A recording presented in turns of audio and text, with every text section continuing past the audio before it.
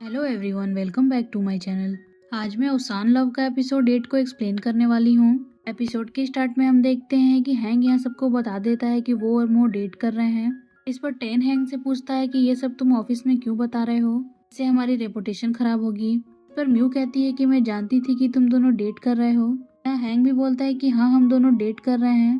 और मो यहाँ कहता है कि ये सब बस प्रैंक है, हैंग आपसे प्रैंक कर रहा है। लेकिन हैंग कहता है नहीं, मैं सच बोल रहा हूँ। लेकिन मो शायद रेडी नहीं था अभी पब्लिक में बताने के लिए, इसलिए वो इसे प्रैंक का नाम देकर चला जाता है। इसके बाद कलीग्स हैंग को टीज करने लगते हैं कि वो बस जोक कर रहा था। यहाँ न्यू आता है, वो कहता है कि मैं समझ गया कि ये सब क्या चल रहा है।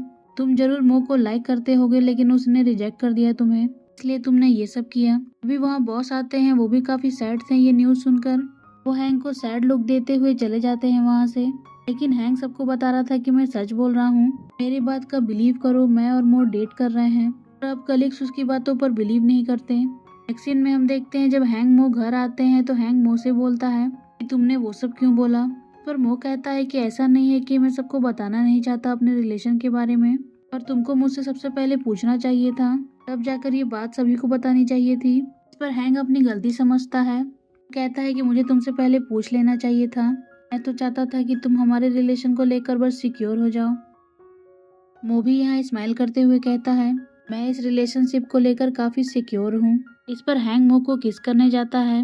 मो को उस टाइम खांसी आ जाती है, वो हैंग के फेस पर ही खांस देता है। इस पर हैंग कहता है कि मैं जाता हूँ शावर लेने, मुझे शावर की अभी बहुत जरूरत है क्योंकि मेरा फेस पूरी तरह से गीला हो चुका है। वो यहाँ हैंग से सॉरी बोलता है कि वो ये करना नहीं चाहता था। नेक्स्ट सीन में हम देखते हैं जब हैंग मो को उठाने जाता है तो मो को काफी तेज फीवर हो रहा था। इसे देखकर हैंग बोलता है कि मैं तुम्हारे लिए राइस सूप बना देता हूँ। पर मो कहता है कि तुम्हें बनाना नहीं आएगा क्योंकि पिछली बार तुमने फ्राइड राइस बनाया था, उसमें राइस नहीं डाली थी। हैंग कहता है कि तुम मुझे अंडर एस्टिमेट मत करो, देखना मैं कितना अच्छा सूप बनाऊंगा। एक्शन में हम देखते हैं कि हैंग यहाँ राइस सूप बना रहा होता है और वो सूप में इतनी बार नमक डाल देता है क्योंकि उसे याद नहीं रहता उसने नमक डाला है कि नहीं। जब जब उसे याद आ रहा था तो वो नमक डाल देता था, पर उसे लग रहा था कि वो परफेक्ट सूप बना रहा है। तभी वहाँ मो आ जाता है। इस पर हैंग कहता है कि तुम आ गए, मैं तुम्हें अभी बुलाने ही वाला था क्योंकि सूप रेडी हो चुका है। वो कहता है कि मैं इसलिए आ गया क्योंकि मुझे डर था कि तुम कहीं किचन में आग ना लगा दो और मैं ऊपर ही न रह जाऊं। यहाँ देखते हैं कि हैंग उसको सूप सर्व करता है। मो कहता है कि ये दिखने में तो काफी अच्छा लग रहा है। तभी हैंग उसे अपने हाथों से सूप पिलाने लगता है, तो सूप पीकर मो कहता है कि ये तो काफी अच्छा बना है। यहाँ हैंग बताता है कि वो इसे ऑर्डर किया था क्योंकि पिछले वाला सूप बेकार हो गया था, उसमें काफी नमक पड़ गया था। और मो यहाँ काफी खुश होता है कि हैंग ने उसके लिए इतनी मेहनत की। वो यहाँ उसे थैंक यू बोलता है और वो फिर से सूप पीने लगता है। यहाँ हैंग बोलता है कि मैं अब जा रहा हूँ काम पर, तुम अपना ख्याल रखना और मैं जल्दी से काम कंप्लीट करके वापस आ जाऊंगा। अभी वो जाते हुए बोलता है कि मैं एक चीज भूल रहा हूँ। वो यहाँ मो की चिक्स पर किस करता है और कहता है कि मैं जाने से पहले अपने बॉयफ्रेंड को किस करना भूल गया था। मो यहाँ काफी शर्माने लगता है। अभी मो देखता है कि हैंग किचन को साफ नहीं किया था, तो वो उस पर चिल्लाने लगता है कि किचन कौन साफ करेगा, पर तब तक हैंग चला गया था ऑफिस। दूसरी तरफ हम बॉस को देखते हैं जो काफी उदास लेटा रहता है। तभी वहाँ एम आती है, वो बोलती है कि डैड आज आपको ऑफिस नहीं जाना। यहाँ बॉस बोलता है कि मैं बीमार हूँ, क्या तुम मेरे ऑफिस में बोल दोगे कि मैं आज नहीं आ सकता। इस पर एम बोलती है कि डैड वो ऑफिस आप ही का है। तो यहाँ बॉस के इतने दुखी होने का रीजन पूछती है। इस पर बॉस बताता है कि पहले मुझे लगता था कि हैंग को लड़के पसंद नहीं है, इसलिए उसने मुझे रिजेक्ट कर दिया, पर हैंग तो यहाँ मो को लाइक करता है। तो वो कहता है कि मुझे अपने लिए होप दिख रही है। फिर कहता है कि मैं मो जैसे यंग लड़के से कैसे लड़ूंगा।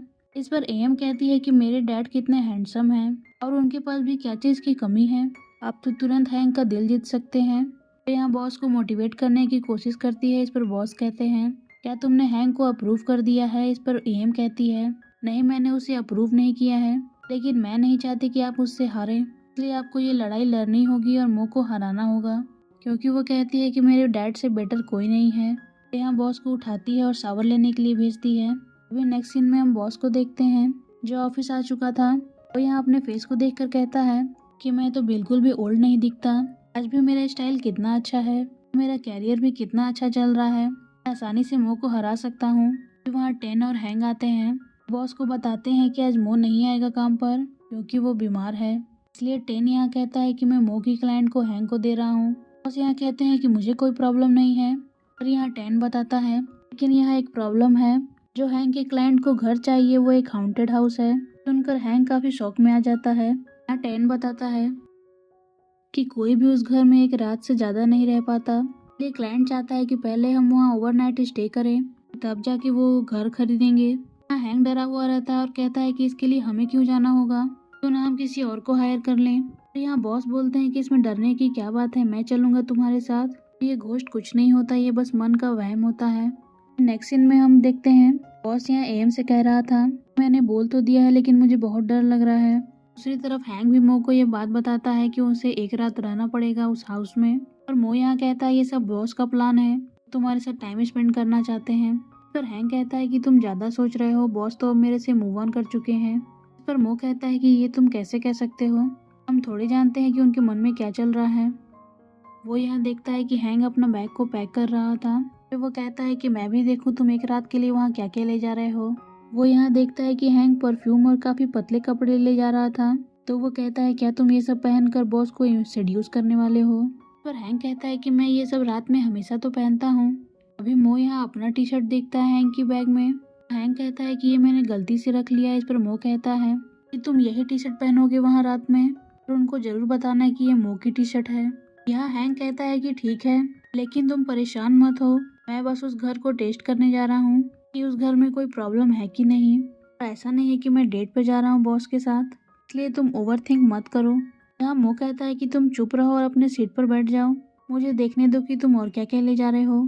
दूसरी तरफ एम भी बॉस के सामान को पैक कर रही होती है। अभी यहाँ परफ्यूम रखती है और कहती है कि ये वहाँ काम देगा।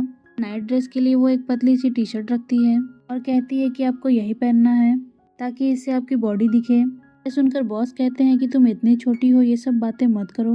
इस पर एम कहती है कि आपको हैंक का दिल जीतना है कि नहीं। यहाँ बॉस कहते हैं हाँ मुझे जीतना है, तो एम कहती है कि जैसा मैं कहूँगी वैसा कीजिएगा।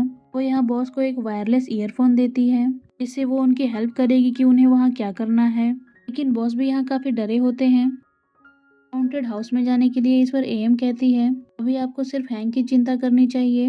इस सीन में हम देखते हैं मो यहाँ अपने रूम में बैठा रहता है। अभी बेल बजती है तो वो चेक करने जाता है। उसे लगता है कि हैंक वापस आ गया है, लेकिन वहाँ टेन खड़ा रहता है। टेन को मालूम था कि उसकी तबीयत ठीक नहीं है, तो वो उसके लिए सूप लाया था। यहाँ उसके फीवर को चेक करते हुए कहता है कि तुम्हें तो अभी भी बुखार है, इसलिए वो उसके घर में आ जाता है ताकि वो उसे सूप पिला सके। उसको रोकने की कोशिश किया लेकिन वो अंदर घुस चुका था। दूसरी तरफ हमें चीचा को दिखाया जाता है जो काफी हार्ट ब्रोकन थी। वो यहाँ अपने भाई थॉर से कहती है कि मैं बस एक वीक पीछे रह गई और हैंक मोर डेट करने लगे, क्योंकि उसे अपनी फीलिंग लेट से समझ आई। पर थोर कहता है क्या मैं हैंक को ये बातें बता दूं फोन करके। और यहाँ चीचा कहती है कि नहीं, ये बिल्कुल मत करना, मैं उस जैसे लड़के को कभी डेट नहीं करूंगी। उसे नहीं पता पर मेरे पास बहुत से ऑप्शन है। वो यहाँ कहती है कि अभी जो बार में पहला लड़का आएगा मैं उसे डेट के लिए पूछूंगी। अभी हम देखते हैं कि वहाँ सबसे पहले न्यू आ जाता है। थॉर कहता है ये तो काफी हैंडसम लड़का है, ये तुम्हारी लॉटरी लग गई। चीचा के एक्सप्रेशन से ये लग रहा था कि वो ये एक्सपेक्ट नहीं की थी कि वहाँ न्यू आ जाएगा। अभी नेक्स्ट सीन में हमको देखने को मिलता है कि मो यहाँ अपने घर को साफ कर रहा होता है। वो यहाँ टेन से कहता है कि तुम अचानक से आ गए, मैंने तो अपना घर साफ नहीं किया है। टेन कहता है कि तुम्हें ये सब करने की जरूरत नहीं है, तुम्हारी तबीयत ठीक नहीं है इसलिए मैं कर देता हूँ। पर यहाँ मो कहता है कि अब मैं अच्छा फील कर रहा हूँ। कहता है कि मेरा फेस अभी रेड है क्योंकि अभी वेदर काफी हॉट है, ना कि मैं अभी बीमार हूँ। अभी हम देखते हैं जब वो डस्टबिन को फेंकने जाता है तो उसका पैर किसी चीज में लड़ जाता है, वो डिसबैलेंस होकर टेन के ऊपर गिर जाता है। टेन उसे बचाते हुए कहता है कि ये सब छोड़ दो, मैं कर देता हूँ। और मो यहाँ फिर जिद करता है कि नहीं मैं ये कर सकता हूँ, तो फिर वो आगे बढ़ने लगता है लेकिन वो डिसबैलेंस हो जाता है फिर से। यहाँ फिर से टेन उसको बचा लेता है और इस बार वो उसे बैठने के लिए कहता है और कहता है कि मैं तुम्हें सूप सर्व करता हूँ, नहीं तो तुम उसे भी गिरा दोगे। यहाँ हम देखते हैं कि वो मो को अपने हाथों से सूप पिलाता है और वो उसकी काफी केयर भी कर रहा था। वो यहाँ उसको मना भी करता है लेकिन वो ये सब किए जा रहा था। वो कहता है कि मुझे ये करने दो क्योंकि तुमने भी मेरे लिए बहुत किया है। इस पर मो कहता है वो तो हमारे पास्ट की बातें हैं। अभी यहाँ टेन उनके पास्ट रिलेशन को याद करते हुए बताता है कि वो पहली बार कैसे मिले थे और टेन को उससे कैसे प्यार हुआ था। पर मो यहाँ कहता है कि वो प्यार नहीं था, उसे हम गिल्ट कम करना कहेंगे। तभी नेक्स्ट सीन में हम देखते हैं कि बॉस और हैंग यहाँ हॉन्टेड हाउस में पहुंच जाते हैं। वो दोनों ही काफी डरे हुए थे, कोई अंदर नहीं जाना चाहता था।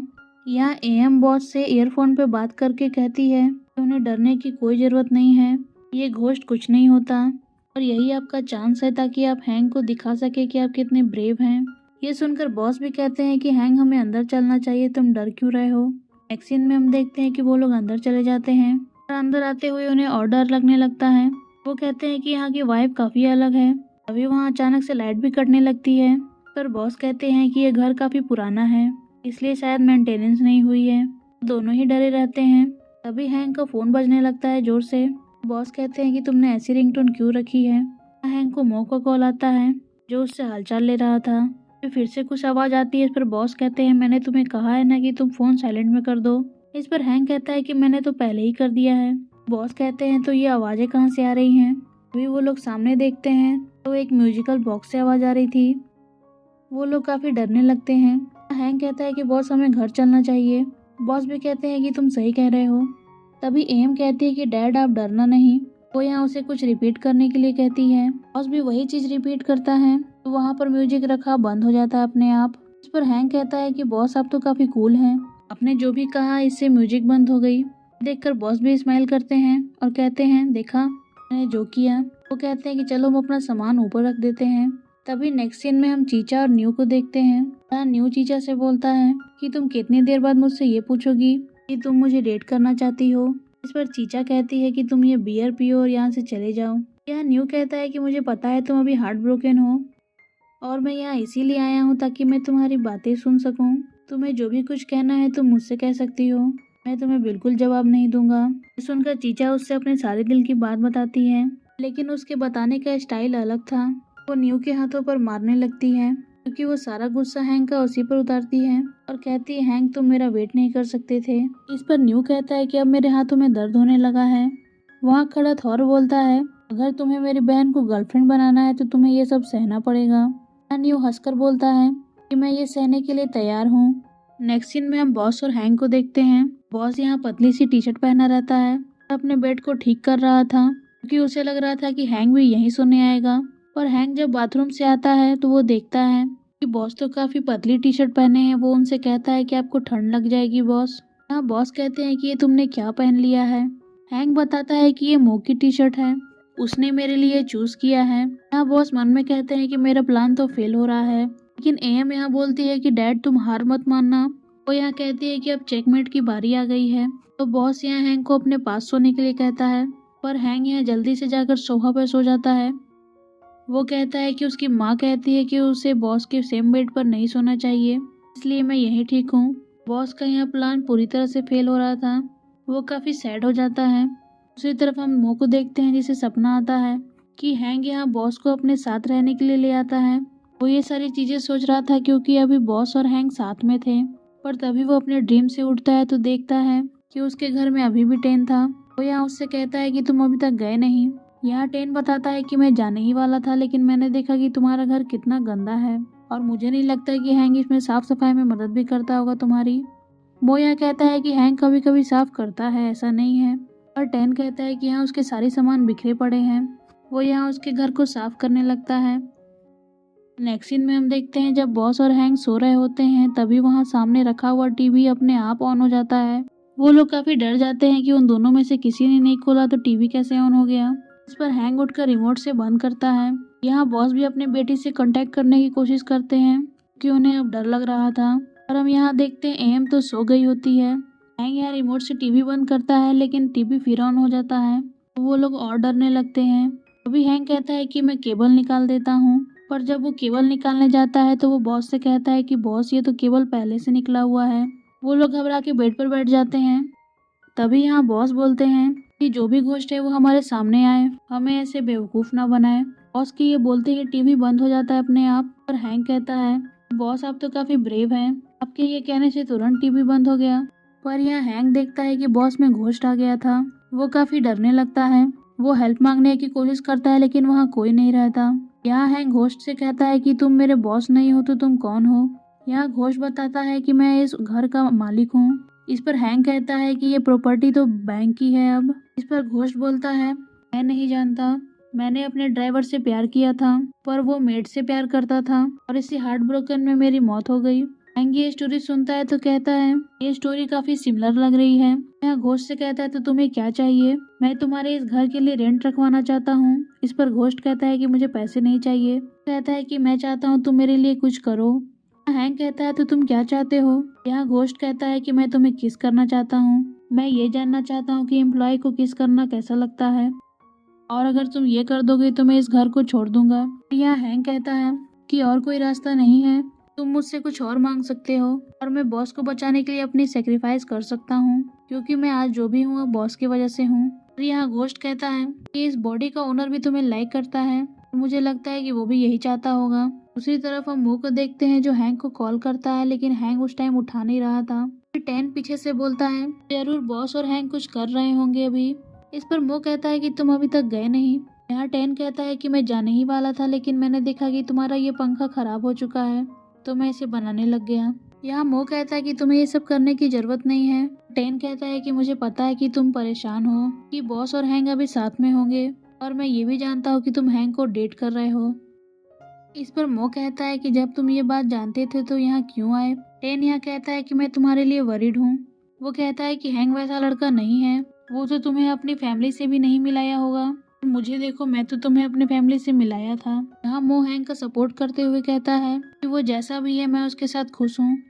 तभी टैन यहाँ फिर से बोलता है कि मैंने तो तुम्हारा कभी कॉल इग्नोर नहीं किया, और तुम्हारे और हैंग को अभी रिलेशन स्टार्ट किए कितना दिन हुआ है, वो तो अभी से तुम्हारा कॉल इग्नोर कर रहा है। इस पर मो कहता है कि तुम बातों को बढ़ाओ नहीं, मैं हैंग को अच्छे से जानता हूँ। टैन कहता है कि जरूर अभी हैंग और बॉस कुछ कर रहे होंगे साथ में, मैं जाऊंगा वहाँ पर तुम्हारे लिए प्रूफ लेकर आऊंगा, तब जाके तुम्हें मेरी बातों पर विश्वास होगा। वो भी यहाँ हॉन्टेड हाउस में जाने लगता है। दूसरी तरफ हम देखते हैं कि घोस्ट यहाँ हैंग को जबरदस्ती किस करने की कोशिश करता है। अभी उसी टाइम टैन आ जाता है। बॉस और हैंग को ऐसे देखकर टैन कहता है कि मैं जानता था कि तुम दोनों ऐसा ही कुछ कर रहे होगे।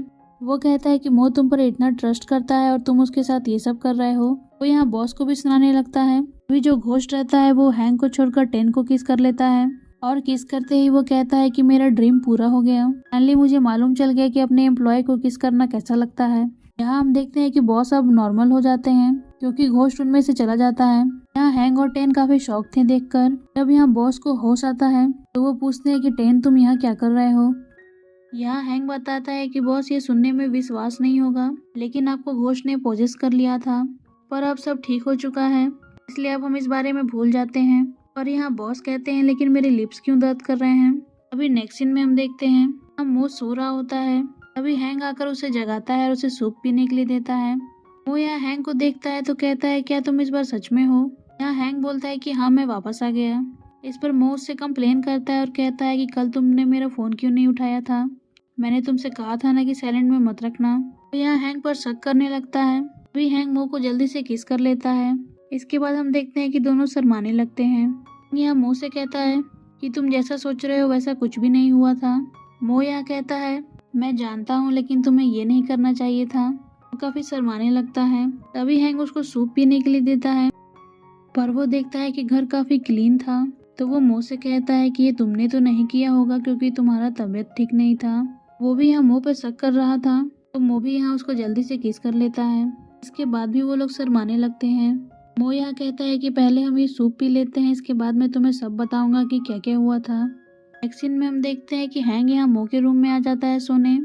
वो कहता है कि अभी तुम्हारी तबीयत ठीक नहीं है, इसलिए मैं यहीं सोऊंगा ताकि मैं तुम्हारी टेक केयर कर सकूं। वो यहाँ फ्लोर पर सोने वाला था, तभी मो कहता है कि तुम बेड पर आके सो सकते हो क्योंकि मैंने अपने टेडी को धो दिया है, इसलिए मुझे कोई चाहिए हक करके सोने के लिए। हैंग ये सुनता है तो काफी एक्साइटेड हो जाता है और उसके बेड पर आ जाता है।